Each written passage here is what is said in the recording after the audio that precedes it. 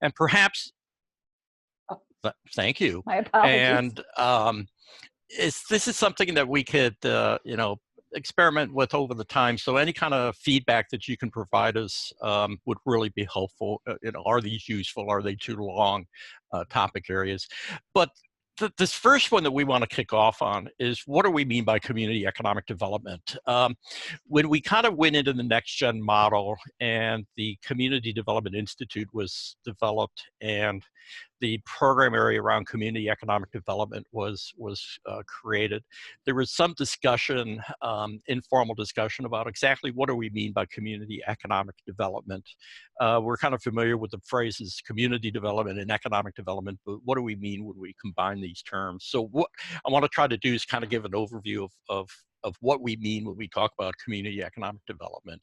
So this is going to be kind of an academic discussion, but hopefully you can kind of walk away with a couple of different insights. So again, what do we mean? Is it community development? Is it economic development? Or is it community economic development? Well, a lot of it really depends on who you ask. And Phillips and Pittman have written a very good kind of edited book on community development, economic development. And I've made it available to folks if they want to have it in their library. And what they kind of say is that it depends on if you're talking to practitioners or you're talking about to academics. Practitioners tend to think of it in terms of outcome. We're trying to achieve a particular outcome within the community, whereas practitioners or academics tend to think of it more as a process. And it's this, we get wrapped up in the process, and we want to make sure that the process is correct. So it's really kind of not perfectly defined what we mean here. Berthroyd and Davis, if you remember that series of emails that came around a couple of months ago, Randy Stoker suggested that this is the one that he goes to, this Berthroyd and Davis paper. That's kind of his go-to when they talk about this. And they kind of break it up into the individual elements. Community is really a connection of interconnected people. And economic relates to employment and income. Well, Berthroyd and Davis are sociologists. As an economist, I'm not sure I exactly accept that it relates to employment and income. I think that's a little bit too narrow, but we'll get into that. Development is the betterment or improved well-being. Okay, what we're really talking about is trying to improve the economic well-being of people. And how do we go about doing that? Let's go into each one of these words a little bit more detail. When we talk about community, 40, 50 years ago, it was pretty easy to find a community. I mean, people basically worked in one place, they worked in that place, they shopped in that place, they went to church in that place. So the community was fairly well defined. The problem is today, people work in one place, they work in another place, they shop in a third place, and they don't go to church anymore. Matt Cures has been doing some work on commuting patterns, and the amount of long distance commuting that is going on now has really been exploding. So this notion of what do we mean by community is really getting very different. So if we go to the dictionary, right, we go to Merriam-Webster's and just kind of look at what is the textbook definition. A unified body of individuals, people with common interests that live in a particular area. Okay, this is kind of what we generally think of when we think about community. A group of people with common characteristics or interests living together within a larger society. Okay, yeah, communities don't live in isolation. They're part of a network of other communities. A body of persons of common or especially professional interests scattered throughout a larger society. We can look at the people that are within the Community Development Institute, the folks that are on the line. Okay, we have common, specifically professional interests, but we're scattered throughout the whole state of Wisconsin. Indeed, we can look at some of our colleagues in Minnesota, Illinois, Michigan, and it gets even broader than that.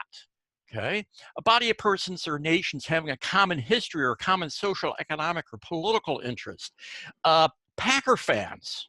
How many of you are Packer fans? I mean, that spreads all over. It always amazes me. I was at a conference in Philadelphia where the Badgers, the men's basketball team, happened to be playing. And they were staying in the same hotel. So I was able to skim some tickets. I have no pride. They gave them to me. I took them. And so we went to the University of Pennsylvania to watch the game. There were a lot of Badger fans in the stadium there. I think there were more Badger fans than there were Penn fans. So we have this kind of notion of broader ideas of what we mean by community. An interacting population of various kinds of individuals in a common location. So all these different kind of elements. But there are political interests that define different community boundaries. A lot of us work with county governments. A lot of us work with municipalities. Some of us work with the state. So those political interests can define community. Okay, economic interests define different community boundaries.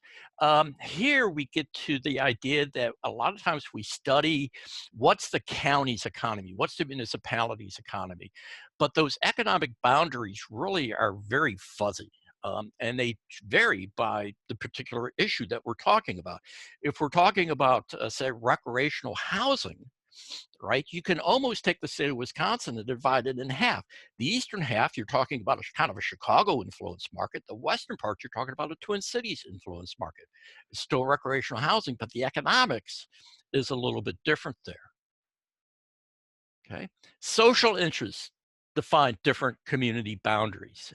This is something that I think is increasingly important as we're doing more work in the area of social capital. This kind of connections people have socially is becoming increasingly important. And we talk about things like bonding social capital within the community and bridging social capital across the community. These things are becoming increasingly complex. Any definition of community's boundaries must select those that are associations or common interests most important for the concern to be examined. What this essentially means is that this notion of what is the relevant community is going to vary by the topic issue that you're working on. If you're talking about water quality issues, it's the watershed. If you're talking about childcare issues, it could be a very different geographic area. If you're talking about agriculture, it's a different type of geographic area. Okay, now economic. Webster, of or related to the production, distribution, and consumption of goods and services. These are basically taken out of good old-fashioned textbooks. How does one allocate scarce resources in order to maximize well-being? It analyzes the costs and benefits of improving patterns and resource allocation. And they wonder why it's called the dismal science. Essentially what we're saying is that we really kind of, as humans, we have kind of unlimited wants. We always would like to do a little bit better, but we have limited resources. There's only so much time. There's only so much land. There's only so much resources at our disposal. How do we allocate that in a way to kind of maximize our well-being? You do that every time you go to the grocery store. You decide you want to buy a jar of mustard. How often do you stand there and stare at the shelf of mustards and try to decide which one you want? You're kind of doing this cost-benefit analysis in the back of your head, okay? An economic system, okay? An economic system of production, resource allocation, distribution, it's kind of a geographic area. Okay, so what we're talking about here is not just simply the question, but kind of the system that we're set up in. And there's different ways that we can do this. There's a capitalist system, there's a communist system, and then there's a market-based socialist system. There's different ways that we can kind of organize the economy to address this basic question. How do we allocate limited resources to make everybody as happy as we possibly can? Okay, capitalism generally focuses on private ownership. Okay, that's land and capital. Okay, I own the land. I own my own human resources. Private property rights really comes into play. Okay, and that's how the market is organized. It's around the decisions on how I'm going to use the resources that I own. A socialist system, okay, is which of the society owns the means of production. Okay, and they can be decided, and society makes the decision of how's labor going to be allocated, how's capital going to be allocated, how are we going to use land. Okay, now you can break that up into kind of a communist system where the government's making all the decisions, or you can basically say that it's, really we're letting the market do it. What's happening in, say, China's moving from a communist system to more of a capitalist system. Okay, notions of private property rights are still pretty confusing in China, but they're making that transition. and it's a way in which one goes about making decisions in the economy. How many of you have seen the analogy of you have two cows and to describe capitalism? Okay, traditional capital, you have two cows, you sell one of them, you buy a bull, and you produce more cows. Okay, in a socialist society, you have two cows, you give one of them to your neighbor. In a communist one, right, the state takes both of them, they give you some milk. You can kind of work down here to see different ways in which you can kind of allocate the resources of your two cows. Okay, I like the Australian one. Business seems pretty good. You close the office, you go off and have a couple of beers to celebrate. Okay, there's some other ones here I didn't put up there. There's the Nazi one. The government takes the cows and they shoot you, and you can go on and on. The idea here is that there's different ways that you can set up an economic system in order to kind of allocate resources. And we tend to be dominated by a capitalist system. Okay, there is no one system. It's really kind of a blending. We function under a capitalist market economy, private property rights and owners of production. Okay, but there's different ways that we can interpret that. Essentially, it's the rules of the game. Okay, Hall and Selskis actually did a very nice paper on how kind of looking at capitalists. Okay, Europe's a capitalist economy, America's a capitalist economy, Japan is a capitalist economy, but they all function a little bit differently. And they function because the rules of the game are a little bit different. Okay, and you have both formal and informal rules. The formal rules are essentially what does law allow you to do? Okay, then you have informal rules, which is kind of the cultural norms. For example, in Japan, right, when we went through the financial crisis, right, our banking system was pretty much able to correct itself because they were able to call in loans and whatnot. In Japan, the banking system is a little bit different. It's very difficult for a banker in Japan to call in a loan because it causes the person whose loan is being called in to lose face. There's a cultural pressure not to do that. So Japan is burned by all these bad loans that are floating around out there. Okay, cultural differences. The simplest way to think about it is in terms of the discount rate. Do you want one hamburger today or two hamburgers tomorrow? In America, we have a very high discount rate. We want it now. Quarterly reports. Okay, are you hitting your quarterly numbers? Okay, a lot of American corporations, a lot of American companies are really based on a very short time frame. Europeans have a little bit more moderate discount rates. They're looking at 5 years plus planning horizons, looking out into the future. Asia has a lower discount rate. They're looking at 10 years moving into the future. So how do we make decisions today that will have a payoff 10 years in the future? That's a very different way of thinking about the economy than the Americans do. For example, in the auto industry, the Japanese in the 1980s decided they wanted to get into the light truck market. And they decided the best way to do that was to take a long-term view. And they did it by saying, we need to get our foot in the door. And we need to get our foot in the door and establish some market share. And the way that we're going to do that is that we're going to sell it below cost. Okay, we're going to take a loss on every truck that we sell because then we can get our foot in the door. And once we get our foot in the door, then we can start to expand our market share and we can start to raise prices. How do you think the Detroit Three responded to that?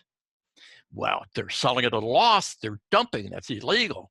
No, it's the different ways in which they think about the planning horizon.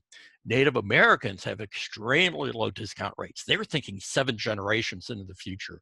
Decisions that we make today, how's it going to affect future generations? I think this is really important when we think about community economic development because when you're looking at the federal level or you're looking at the state level, you're looking at very, very high discount rates. Why? Because politicians need to get reelected. They need to do something that's going to have a splash and it's going to have an effect right now. Think Foxconn, okay? Local communities, they have a little bit lower discount rate. They're thinking about trying to make this a better place for their children or their grandchildren. Okay, so the difference, there's a tension between how the state approaches economic development and how local communities approach economic development. Okay, but both in a capitalist system. Okay. Development. I love it when the dictionary uses the word to define the word. Development, the act or process of developing. That doesn't do us much good. Growth, progress. Okay. Notice they use the term growth here. I want to come back to that. That's too narrow. Really, for our purposes, what we're trying to do is we're trying to enhance the quality of life within the community. We're trying to make this a better place to live. Now, quality of life, that's a normative statement. Normative in the sense of we're making a value judgment. Okay. Normative economics speaks to what should be. I think the income distribution is too out of whack, and we need to do something to make income more even. Why? It's a value statement. Okay. Positive economics simply talks about what is, what will be. Okay. For example, a lot of what we try to do in, say, economic impact assessment is simply lay out the pros and the cons. If you do this, we think this will happen on the positive side. We think this will happen on the negative side. You make a decision. A lot of times as a specialist, I'm asked, well, what would you do in this situation? My immediate response is, I don't live here. I live in Madison. This is your decision, because normative value judgments need to come in. As educators, I think our job is really more of a positive economics in the sense of what are the pros and cons of the different strategies. Okay. And it's up to the community to make an individual decision on what is best for their community. Okay, so normative is value-linked, positive is objective. Values vary across individuals and communities. The practitioner's values really become secondary to the communities.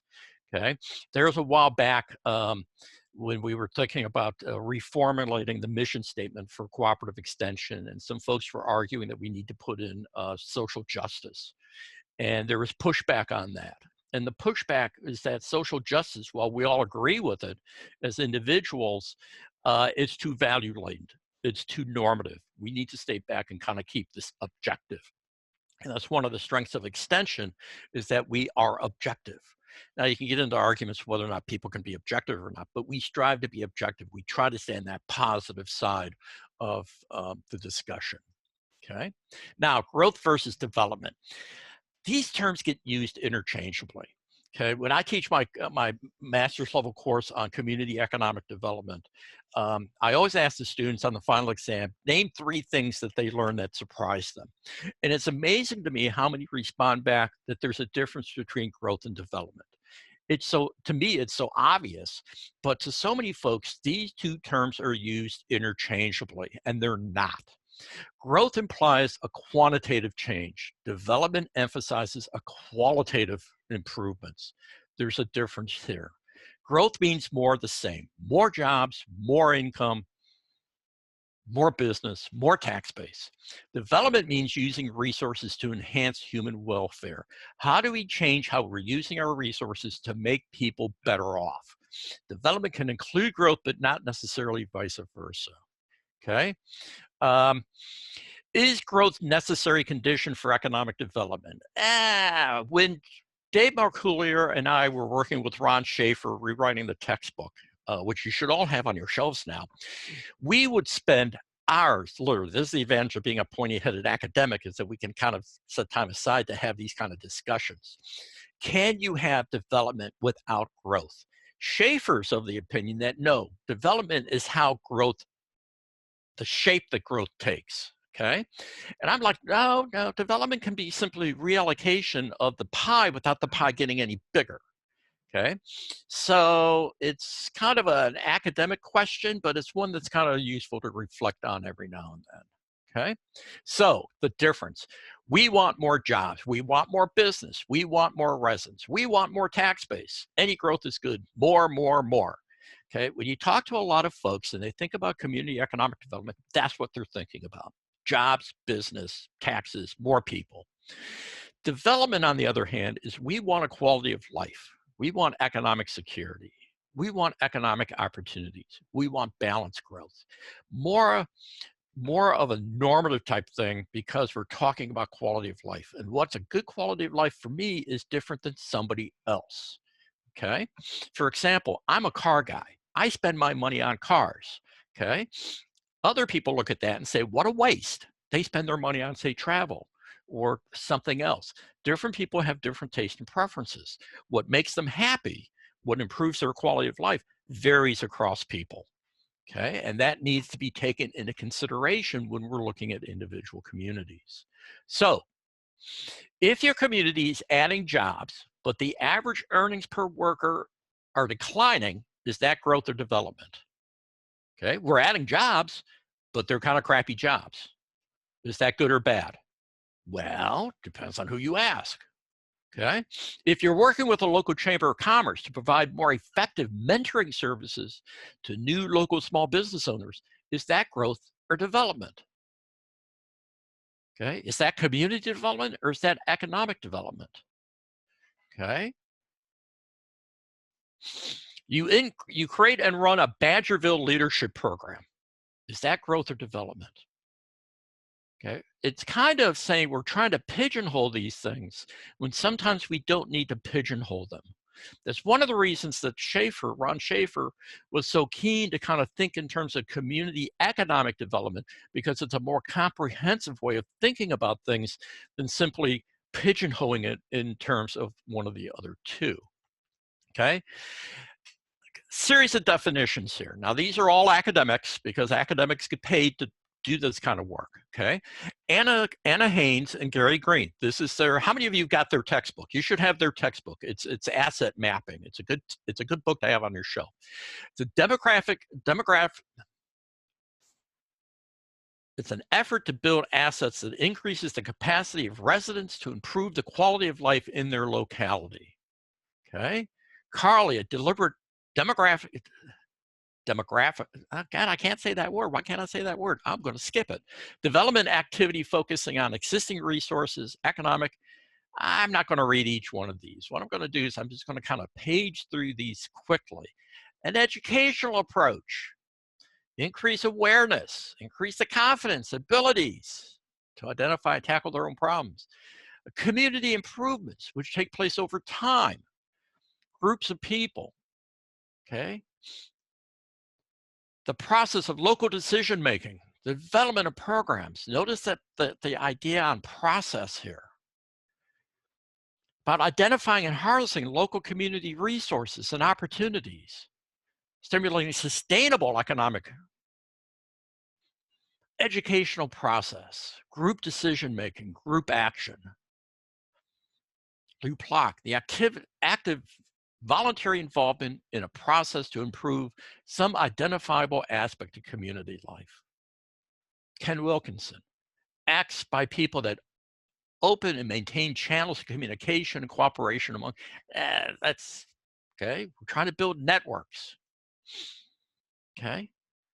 Comprehensive, wide-ranging program of activities, overall improvement, locality is a place to live and work.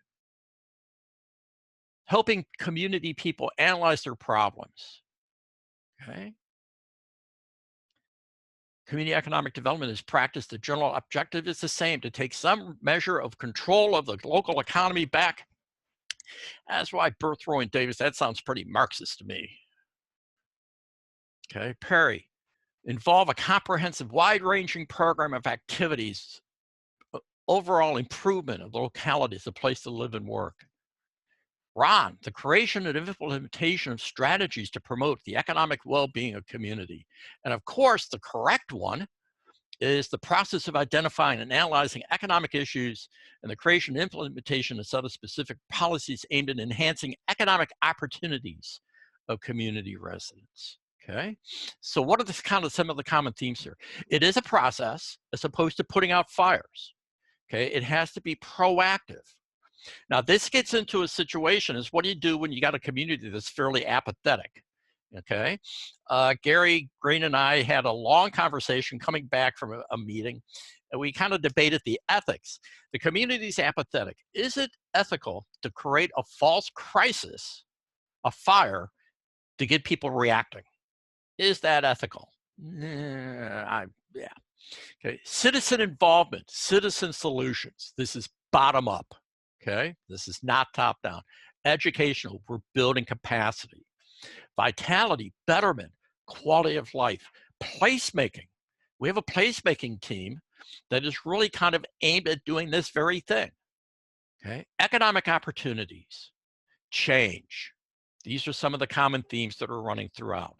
So community development traditionally is thought about building community assets, building community institutions, building community capacity.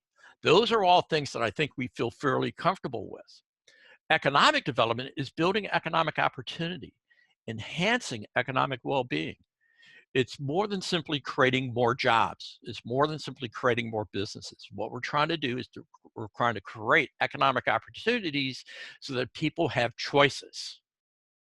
Okay. Community economic development is really balancing economic development with social, cultural, and environmental desires. Essentially, community economic development is moving back and forth across the spectrum. Indeed, what we're thinking is maybe a triple bottom line type of approach. We have economic issues, we have community related issues, and then we have environmental issues. And ideally, what we want is to kind of work on the overlap between those things. Now, sometimes we're going to be sliding one way or the other a little bit more depending on the community and depending on the particular issue that we're working on, but we're always trying to zero in on that overlap there, okay? And we're not pigeonholed on one side or the other side, okay? Are all communities ready for economic development? No, they're not, okay? Economic development within a community presumes that there's certain local institutions that are in place. You have effective leadership, you have citizen participation, you have viable local business organizations, among other things. Okay, economic development kind of presumes that there's a certain level of community development that is in place. Now, a lot of the communities that we work with, they don't have these things. They're not ready for economic development.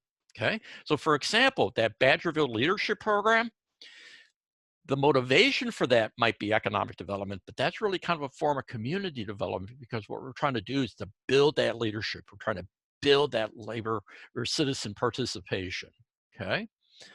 In the strictest sense, community development is necessary but not sufficient condition for economic development. You've got to have it in place before you can tackle economic development. That's why I think that extension, we kind of slide back and forth on these issues. Okay, because we come into a community thinking economic development, economic issues, but really what we do is we end up, I don't want to say backsliding, but moving towards more. No, we need to get we need to get our ducks in a row here before we can tackle these economic issues. Asset building. Okay, this is Gary and Anna's book, is kind of asset building, the skills and the capacity of individuals, associations, and institutions within the locality. Lay the foundation upon which economic development is built. The classic example that I like to use is kind of a chamber of commerce. Does the community have a chamber of commerce? Why should a community have a chamber of commerce? Okay, well, yeah, we have a chamber of commerce. Oh, cool. What do you do? Well, they organize the 4th of July parade. Well, what else do they do? Nope, that's it. Okay, that community needs to kind of focus on community development of building that institution with the end goal of better positioning it for economic development. Okay, so the key here is what's the interest in economic development, community economic development? Okay, is there organization? So are people interested in this? What are the organizations that are in place to do this? This is the capacity building. Do we have a chamber of commerce? Do we have a functioning local government? Okay. Gary and I were involved with a project that Norm Walzer, who some of you know, on kind of the state of the art of these community visioning programs. That would be kind of Gary and I were talking in terms of the community economic analysis program. And we had representatives from 10 different states around the Midwest, where all the universities had these various kind of community visioning type programs. And the groups were all fairly consistent in terms of how we approached things, right? Every state did a little bit differently until we got to the notion of success. How do you define if your program is successful or not? And that's where we all kind of couldn't agree. And the example that one person gave that really stuck out to me is that they had a meeting in a community where they actually The meeting ended and they didn't have to call the sheriff's department. That's how dysfunctional that community was, is they couldn't even get in the same room together without fights breaking out. For that community to actually have a town meeting and not have breaks fight out, that was an extremely successful enterprise for this particular person. Okay. Is that community ready to undertake economic development? No, not even close. Okay. So a lot of times the interest is there. The organization is not there, so we need to work on that. Okay. If the organization is there, then we have knowledge, information, data. Okay. What's the latest research say on this? What's the data say about the strengths and weaknesses of the local economy? What's the data say about the housing market? Okay. Bring that information in. And then with that information, then you can actually identify specific strategies, actions, and plans. Okay. Effective community economic development kind of is this process that we go through, and at each time we're moving backwards. Okay. We're going back and we're reevaluating and we're reevaluating. Okay. Now, this is where we get into this discussion about the balance between process and content. And as an economist, I'd like to see more content, but we spend a lot of time worrying about the process. Okay, and I think this is something that we as an institution, or as the community development institution, is kind of to think about this balance between the process skills that we have and the content skills that we have. And I think that this is something that moving forward, we need to spend a little bit more time thinking about, is what is that proper balance and what should that content look like? Okay.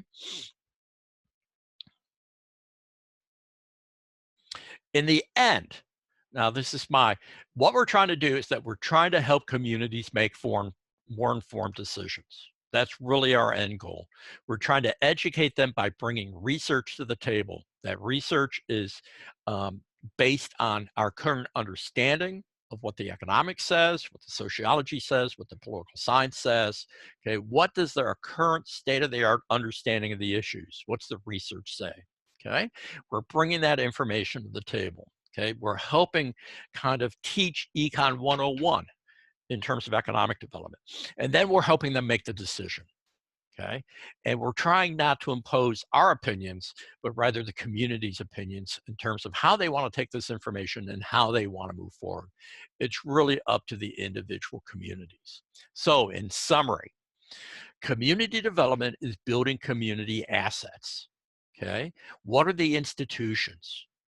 Okay, what do we have? Economic development is creating economic opportunities. Community economic development is the blending of the two by recognizing that economic development is impossible without a solid community development foundation. Okay, those two kind of go hand in hand. They're not separate, they're kind of together. Okay, development and growth are not synonymous. Development focuses on notions of quality of life and broadly defined. I think this is where this kind of long-term thinking, that kind of discount rate that I was talking about before, at the state, the political pressures to do something and do something now, they're focused on growth. How many jobs do we create? How many businesses do we create? Whereas at the local level, I think they're more interested in kind of, longer term, what can we do today to make this a better place for our children and our grandchildren? Okay. And part of that is economic development. If boomerang migration, for example, if we encourage our kids to go off to college, go off to the university, go out and experience life, and then when you're in your mid 30s or late 30s, whatever, and you're ready to kind of settle down, move on back to the community. Okay, well, what's going to draw them back? Part of that's going to be economic opportunities. Okay, so it's kind of hand in glove here in terms of how we move about this stuff. Okay, practitioners must take care to distinguish between normative and positive economics.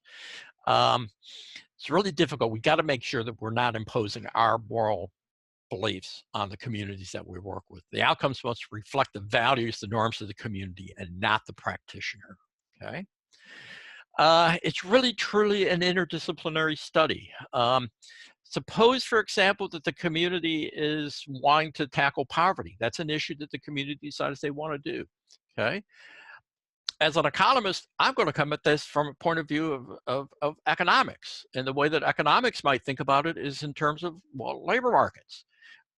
Poverty is a function of wages, and wages is a reflection of labor productivity and the demand for skills. So an economist might think about it in terms of, you know, labor markets and education and things like that, and the types of jobs that are being created. Okay, goes back to that example. The community's generating a lot of jobs, but they're not very well-paying jobs. Okay, that's an economic question. Okay, if you talk to a political scientist, what might they say? Well, it's political access.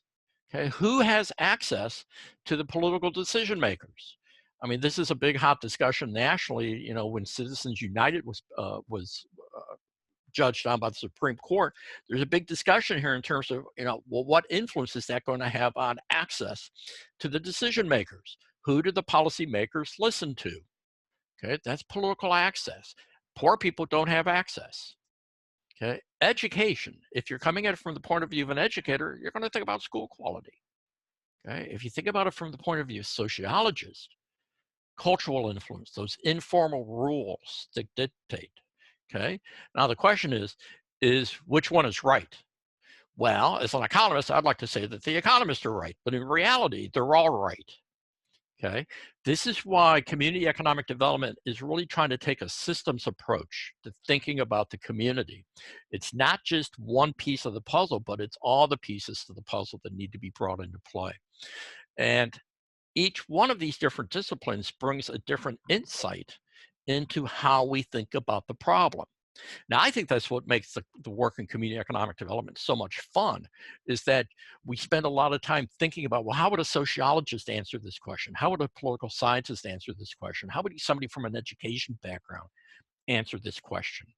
And the way that these different disciplines think about their answers, you get finer and finer insights into what's the underlying problem. So really, community economic development is really very much of an interdisciplinary perspective. And with that, I'm going to stop because I wanted to leave time for questions or comments. Kristen, you can wake up now. Hey, oh no, that was great, Steve. Thank you so much. So two ways you can ask a question. You can unmute your microphone in the lower left-hand corner of your screen and just ask away. Or if you would prefer, you can put it in the chat and I'll voice your question for you, whichever you prefer. Or if you have comments too, not just questions, comments, experiences you'd like to share. Too academic? I'll shoot if no one else will. Steve, thank you so much. Can you hear me? Yes. Well, thank you very, very much. I was intrigued by kind of that little portion where we talk about content and process, and you know, how we as educators think about our work, and maybe, you know, certain people having a preference for focusing on content. I guess, can you clarify kind of how that fits in with our discussion of community economic development and how it's done? Yes. Oftentimes, when we think about process, we're really thinking about, you know, who's at the table, how do we structure the meeting, how do we do facilitation, how do we kind of get these folks around the table talking, how do we get them to kind of move to the next level and make that decision and implement those decisions. Those are a lot of process oriented. The content is kind of how do we interject new information? How do we interject what is the current thinking on the particular issue that they're dealing with? Okay, so for example, with Foxconn, you could play, say, two different roles. One role is simply facilitating and getting all the local governments kind of at the table together and talking about issues and simply saying, okay, this thing is coming. and how are we going to address it? How are we going to work on it? How are we going to move forward so that this turns into a win-win situation? That's process. How do we have those conversations? How do we make those decisions? The content really is kind of interjecting, what do we know? What don't we know? Okay. And in terms of kind of saying, I spend a lot of time, disputing the fact that the multiplier is not 8, the multiplier is more like 1.5. Well, why? Well, because we've done the research, okay? The labor market, there's going to be a lot of people being drawn in from the Chicago market. Why? Because the commuting sheds are such. So it's kind of that interjecting information, and that information is research-based. So it's a balance between the two, okay? I think that simply saying, okay, we're going to do a detailed technical report and we're going to dump the report on you, and here's what all the data says. There you go, have fun with it. That's a mistake, okay? That's not our job. Our job is to help kind of formulate what the questions are, to help bring that information to the table, and kind of help them process that information and make a decision, okay? So it's that balance between the two. In some situations, it's going to be more process-oriented. In other situations, it's going to be more content-oriented. Okay, it depends on where the community is. Does that help, or can you kind of give me your impression of what the balance is? Yeah, I would agree that those two are like married. You're going back and forth, and it's a natural kind of tension.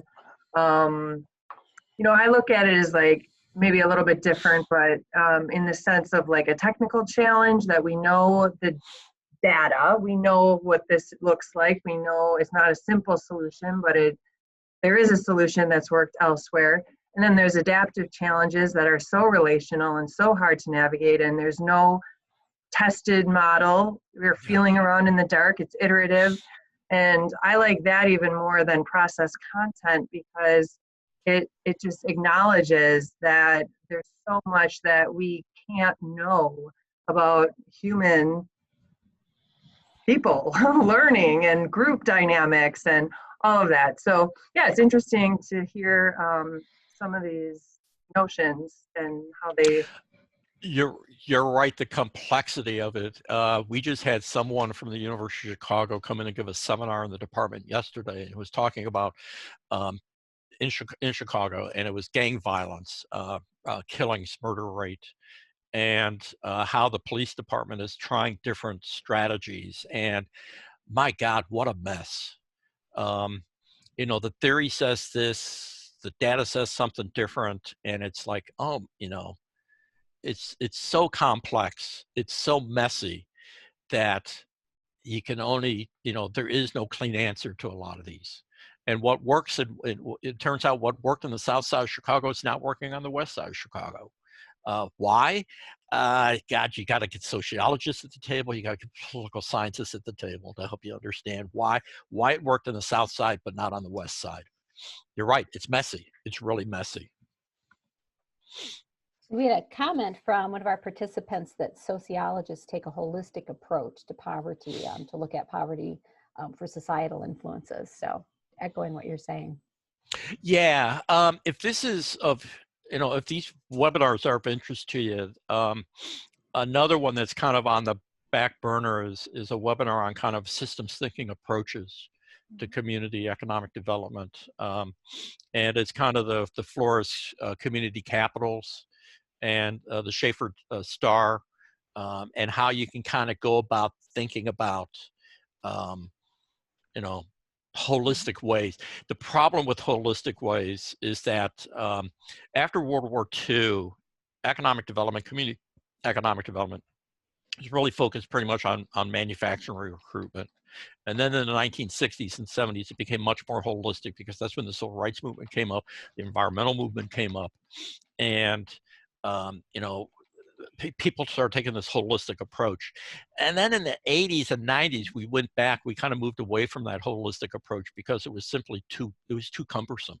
There was too many moving parts. You couldn't get your head around it.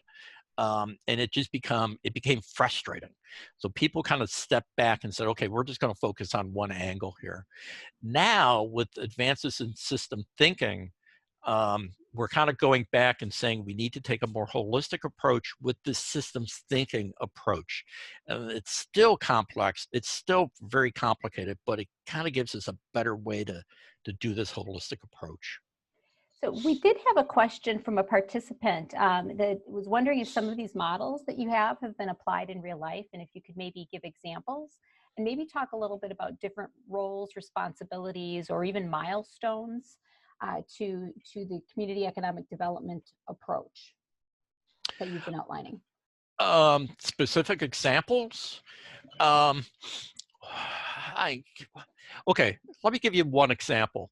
Buffalo County, frac sand mining, okay, came in, the community was really split. The community, Buffalo County was not prepared to handle this.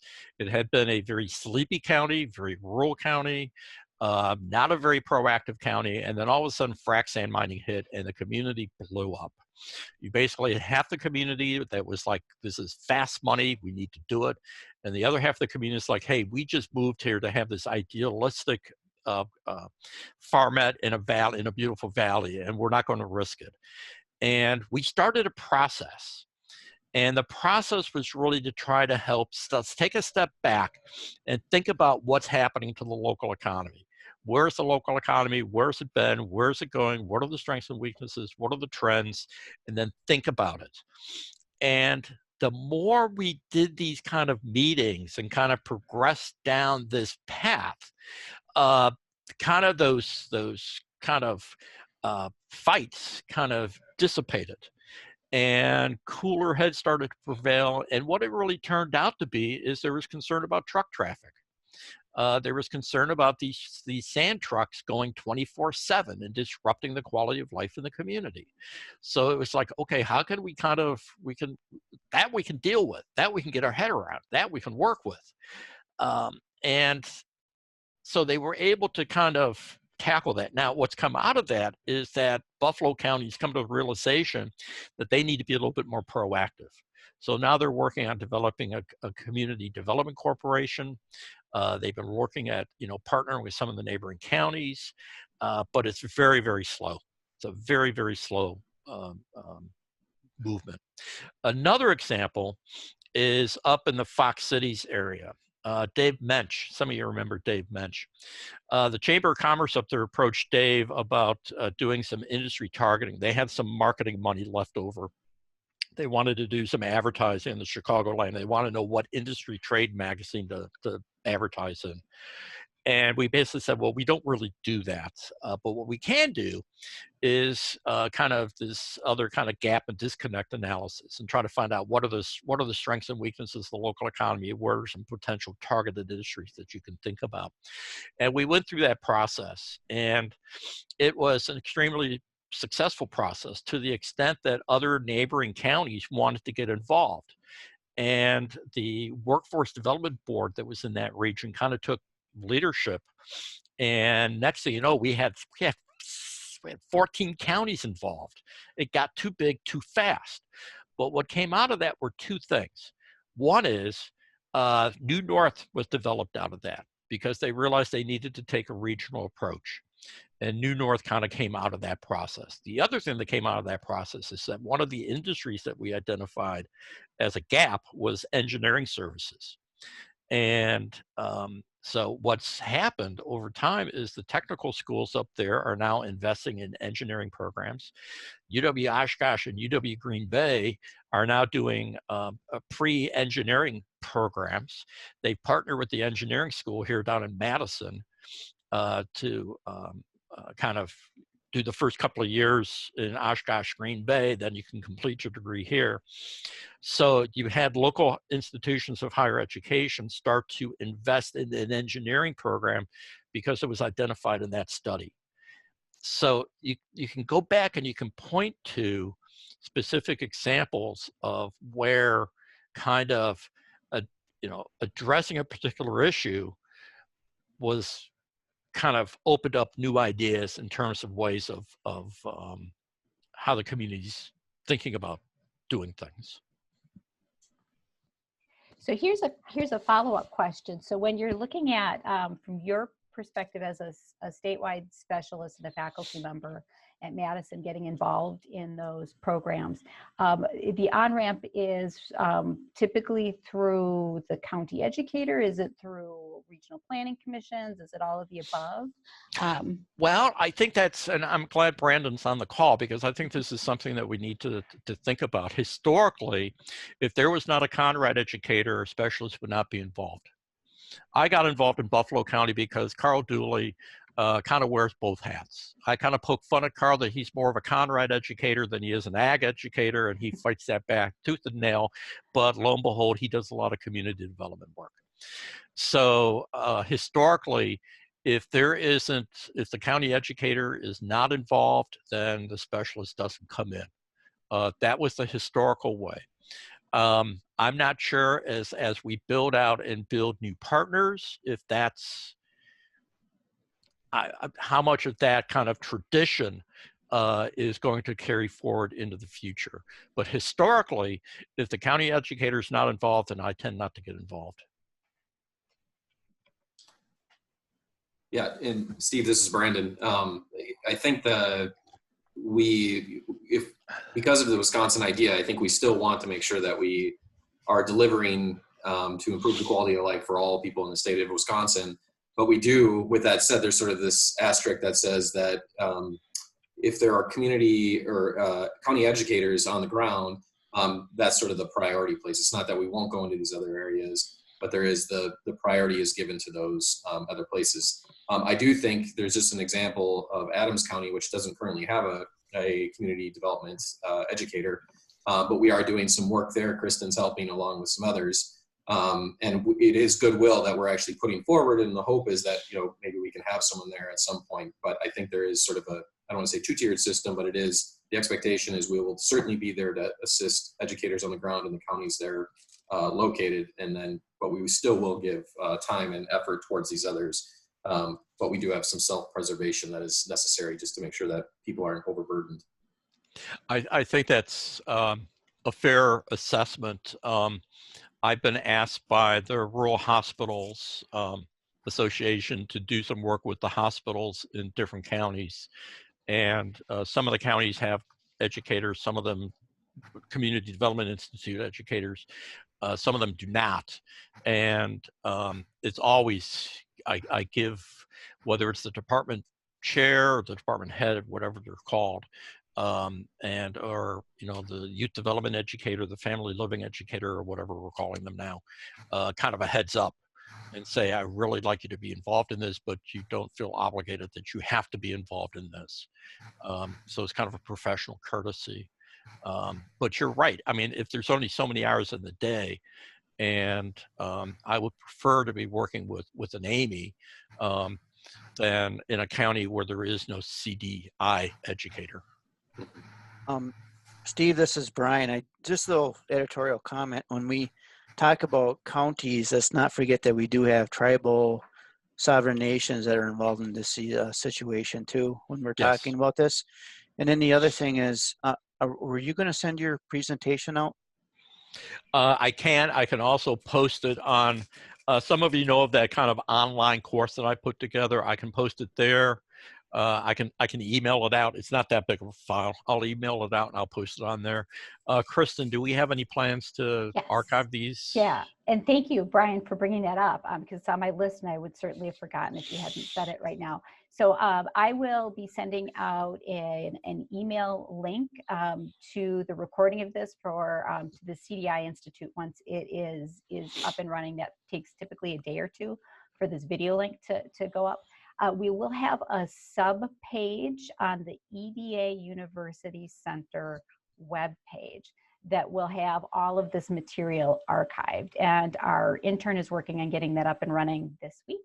So I should be able to have a link for that. But in between now and then, if anybody wants a copy, I will certainly be more than happy to circulate a PDF among the participants here. Then Any way we can get the material in your hand. Then what were the dates for the next webinars? I'm glad you said that. Let me share my screen here, and they will be coming up. I'm going to try to talk. And are you seeing a screen right now that has a Yes. Fantastic. So our next one is February 5th at 12 o'clock noon. Same link that you used today will get you to that one as well. And Tessa Conroy is holding that. It'll be a panel discussion, actually. I'm very excited about it. Getting access to childcare, why, how, and who to work with. That's been a really salient and timely topic in a lot of the communities that we've been working with this past year. And then in March, it'll be a discussion on polarizing press, how media use affects our evaluation of the state and local economy. And we expect within the next couple of weeks to have April, May, and June scheduled as well. We don't know the topics. We do know that they will be the first business Wednesday of every month. So for example, this first Wednesday of 2020 actually was New Year's Day. So our first business Wednesday is today, the 8th. But those, as soon as they become available, I'll make sure to send them out. And we do hope to see everyone on. If you have a suggestion for a topic or something you'd like to see covered, please just let me know and we'll do our best to schedule some information and some research along those lines as well. The other thing, just because we only got a couple minutes left, is in terms of interest to you, we were also thinking maybe do these more frequently, but make them shorter, like 15-minute podcasts. You know, would that be of interest? These longer, we're kind of calling them brown bag lunches, be of interest? What's your preference? Because I know that kind of the other program areas, I'm sticking with the old program areas. The ag program area does a pretty good job of using these webinars to do professional development, and Conrad historically has not. And we're trying to change that. So the idea really here is, you know, how can we best use this technology to help you? So any ideas that you've got, we'd love to hear it. And one thing I'd like to add too, I just got an email from a participant who is not part of Extension. If you don't mind getting these emails, just type or you would like to get these emails, just type your email information into the group chat and I'll make sure that you're added to the list. Yes, and that's another good thing. When we first did this, we were thinking just internal to the Community Development Institute. Do we want to go bigger? We are bigger. Yeah, we've got quite a few of our partners on today. Oh, we do? So Okay. We do, yes. Okay. Surprise. Surprise, surprise. Because I made that pretty academic, considering we're all University of Wisconsin employees. But, you know, kind of feedback in terms of what you'd like to see would really be helpful.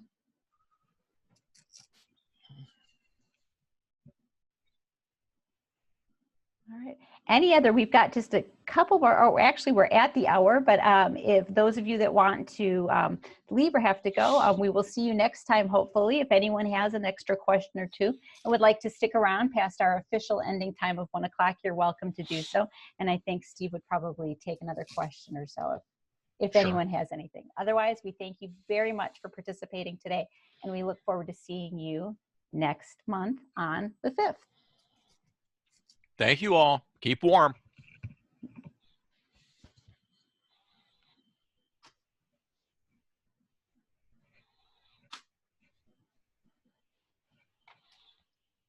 Kristen, did you want to stay on for a second? Yeah, let's stay on for a second or two more.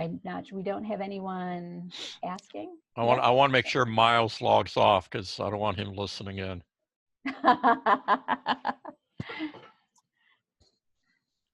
I was up in Miles' neck of the woods a couple days ago. It was beautiful up there. Yeah. It is pretty up there. Yeah.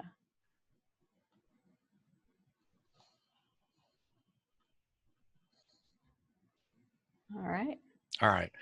And I think UW-EX Chip is still on the line too. All right. Should I give you a call? They left. Did they? Okay. There we go. There we go. And wait, I'm going to stop the recording too. Okay.